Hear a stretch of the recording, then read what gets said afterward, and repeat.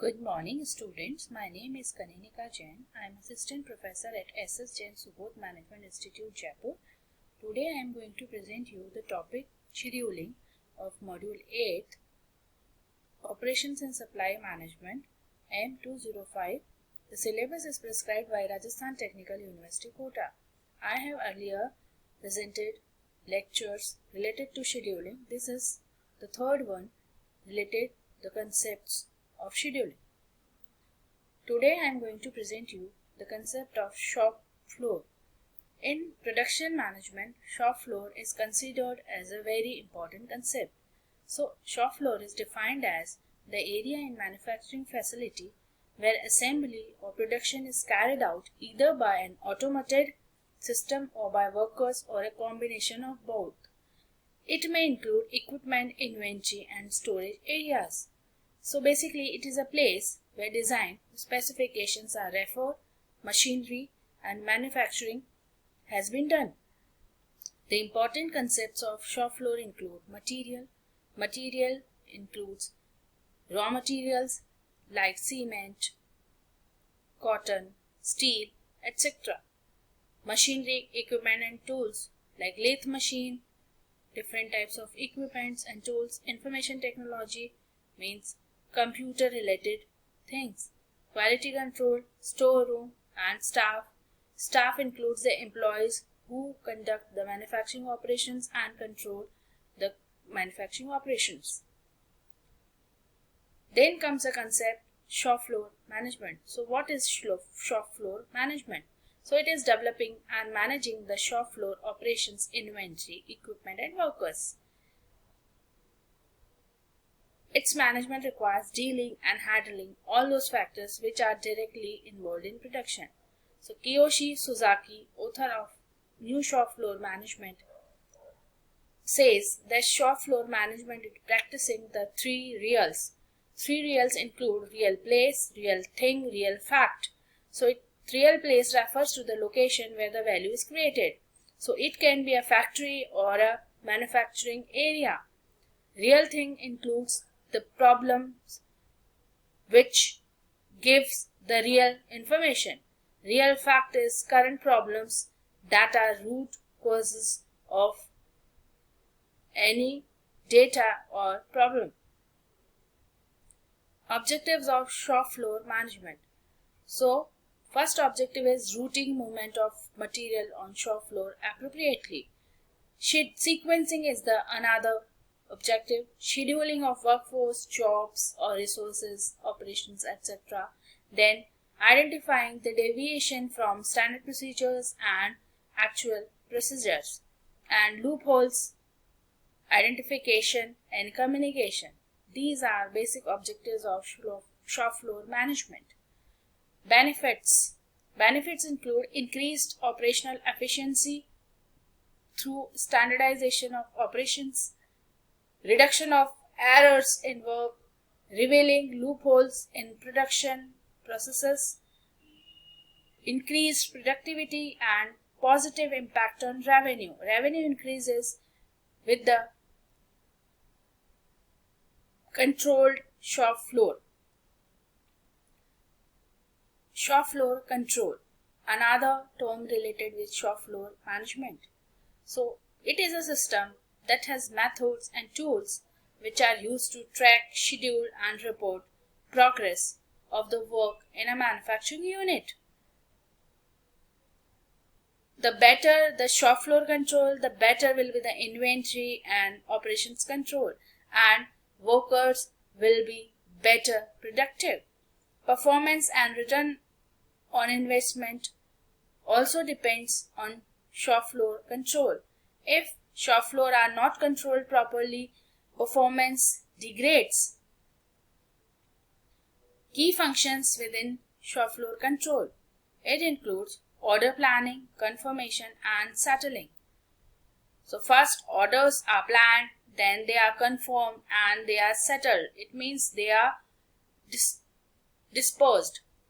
Capacity requirements planning, production process order scheduling, materials withdrawal and production order release. Shop floor control practices. It includes execution, So it enables the operation to effectively execute and release multiple work orders within the shop floor. Second is reliable information.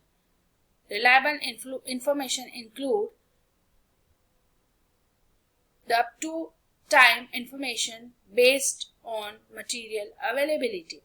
Automation. Automation is related with the equipment and machines to reduce human error. Next is proper revision.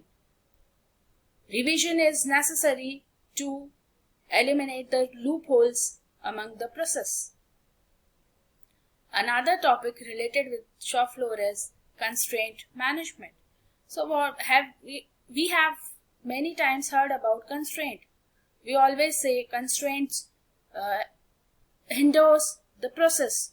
Whether it can be a study, it can be driving, it can be cooking, it can be listening, anything else. So constraints are anything that prevents the organization from making progress towards its goal.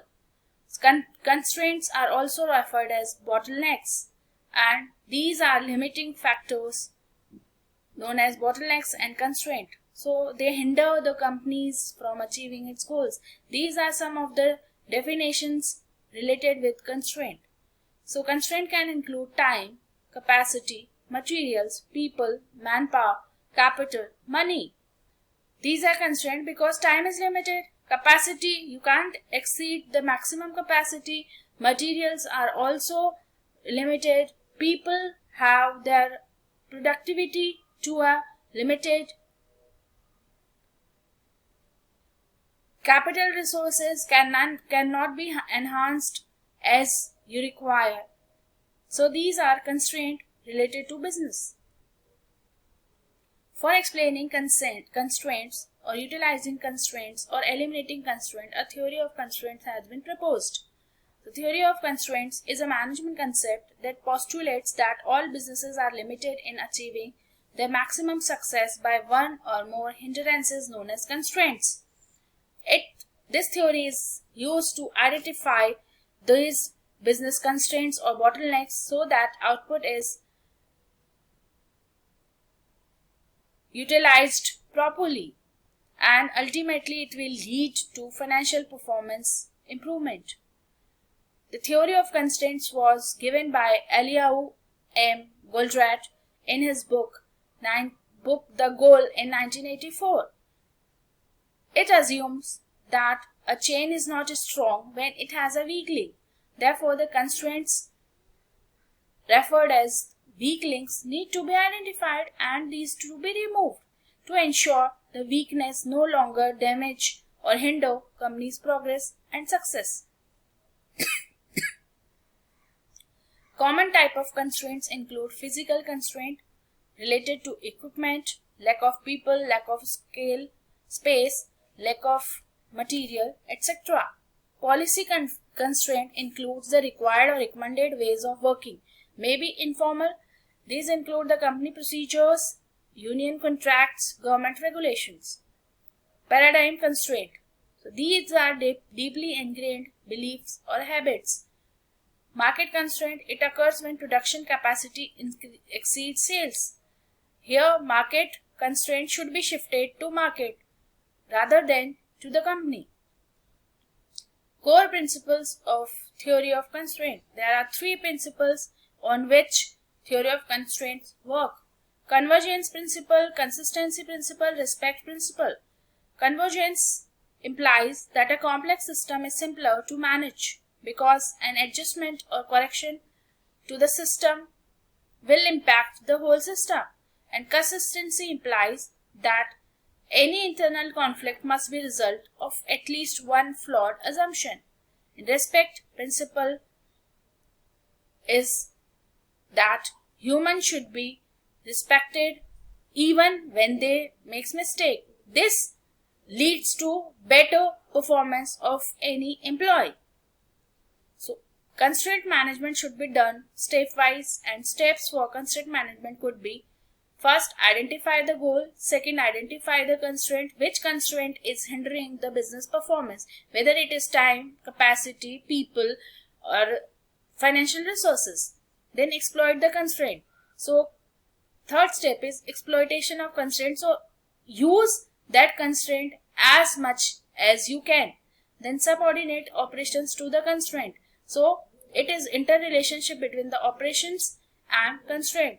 Then next step is increase constraint capacity. So your capacity can be increased by utilizing it more or adding something to it, etc.